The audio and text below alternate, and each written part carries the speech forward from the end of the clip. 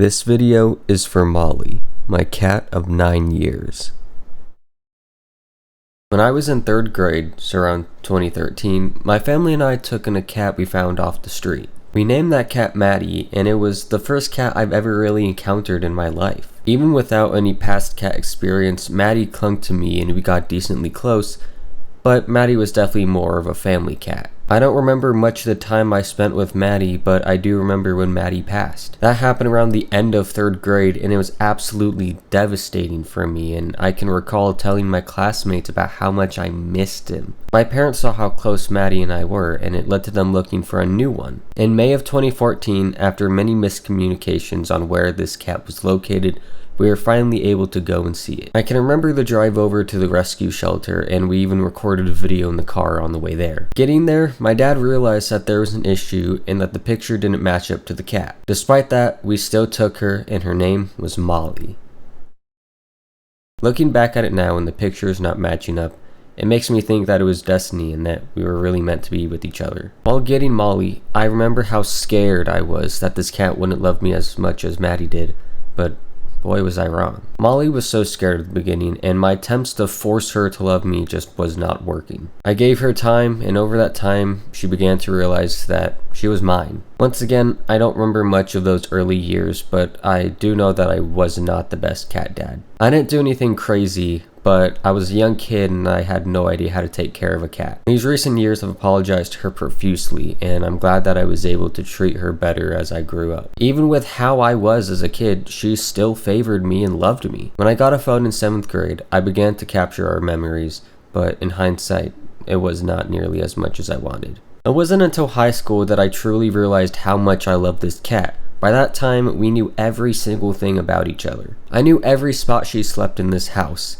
I knew every time she was sleeping, I knew every time she wanted to be cuddled, I knew her favorite spots to be pet, and overall, I just knew how to love her. For Mollie, she knew when I'd sleep. She knew when I'd wake up so she can jump on my bed. She knew when I wanted attention, and overall, she knew how to make me okay. I'm a weird ass person, so the fact that this cat treated me exactly how I needed just proved to me how much she truly cared about me. Like I was saying about high school, me and Mollie made a connection that was like a man's best friend type thing.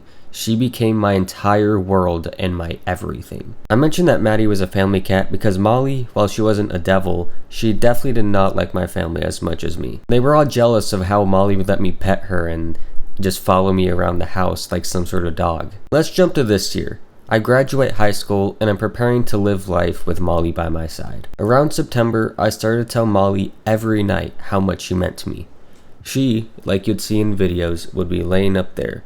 I would lay my head on her and just talk to her and tell her how much I love her and how I didn't want her to ever leave me. By this point, we haven't noticed any changes in Mollie, and we didn't really notice anything until early October when she started to have those like sniffle, coughing, sneezing fits. Mollie had those often throughout all 9 years I had her, so I just took it as maybe she had a cold this time. We were also just at the vet a few months prior and she was completely healthy. On October 16th, I noticed that Mollie was breathing really heavy.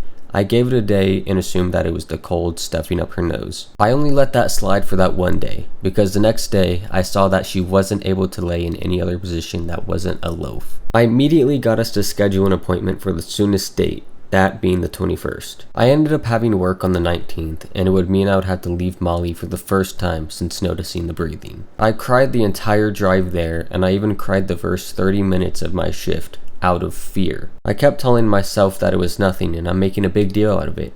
It was a hard mental battle to worry about it but not be worried at the same time. I got through that shift and the next day I was in my basement and sitting on a chair that me and Mollie hung out on. I didn't expect her to follow me down, yet she did.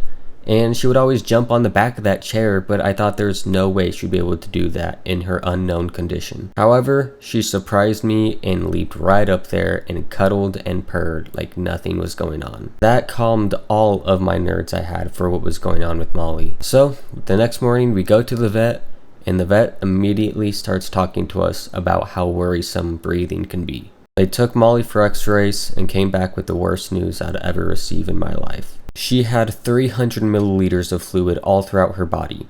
That fluid was constricting her heart and lungs, and that was causing the hard breathing problems. They couldn't see through any of the fluid from the x-ray, so they had no idea what was going on with her. But they were so shocked on how she was acting so normal. We were advised to go to the ER as soon as possible, and that's exactly what we did. When we got there, they immediately took Mollie, and we had a doctor talking to us about all the possibilities that this could be. She said the word cancer, and it sent my world into vertigo for a second. When we got there, they immediately took Mollie, and there was a doctor running us through all the possibilities that this could be. While on that list, she said the word cancer, and it sent my world into vertigo. The only way to really know was to drain the fluid, and the only thing on my mind was that I'm going to be going home with my baby that day. They drained the fluid and came back with the heart-wrenching news that it was cancer. We were also told that she would return back to normal until the fluid came back. It sucked and hurt like an absolute bitch. I had my cat back, and I had a plan for the following weeks. That plan was to find another cat that would meet Mollie and could learn from her. Of course, things don't go according to plan. When we got back home, Mollie was all drugged up and tired. It still seemed like she was breathing hard and she wouldn't move at all. That night was a long and painful one. I tried to go to sleep around 2 a.m., hoping that she would feel better in the morning like they said. I have 2 rooms that are right next to each other. I have this room and then I have my bedroom. Mollie was spending her night in this room. Before I fell asleep, I had the thought of, what if Mollie jumped on my bed in the state that she's in? I didn't believe it would happen, but it was more of just a thought. But that cat had some goddamn fight in her. I woke up at 10 a.m. and heard her footsteps. She jumped onto my bed and left me in shock. Still in the same state that she was last night, I fell asleep again. I was hoping that we would speed up the day so that Mollie would feel better and we'd also be able to look for a cat. She never got better though. I woke up at 2 p.m. to hear her panting. I had to wake up and make the hardest call of my life. I called the vet and told them that it was time. It didn't feel real at all, and it didn't even feel real until I walked into the vet. I was struck by tears as time started to tick. We were being told what was about to happen, and the entire time I was thinking about how I'd see these type of videos on social media, and every single time I'd cry thinking about myself in that position. Now I was in that position. Watching your entire world, your baby, your everything, leave you unwillingly is a pain no person should ever feel. As pet owners, you know the feeling of trying to slam the idea of how much you love them into your animals' heads. I did it all the time to her, and now I can only hope that she understands how much I loved her. There was so much that I wanted her to be a part of and to see that she never got to. When people would say that their heart is hurting, I never understood it until now. Your heart actually is hurting. I want to make Mollie proud, because without her, I truthfully have no idea what type of person I would be today. She came into my life when I was 9, and now she's leaving it when I'm 19. She did everything that she could to make me who I am today and to show how much she loves me. What keeps replaying in my head is just how much Mollie fought to be with me. She hid having cancer for months, and she jumped on my bed with the very last of her strength. She just wanted to be with me, and I can never repay her for that. There's nothing else I'd want more in this world than to see her one time and hug her for one last time.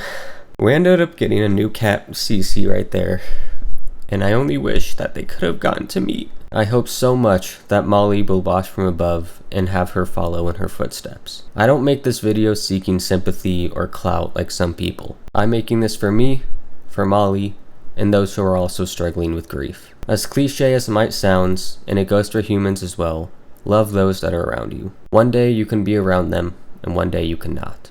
Mollie, I love you with my entire heart, my sweet baby kitty cat.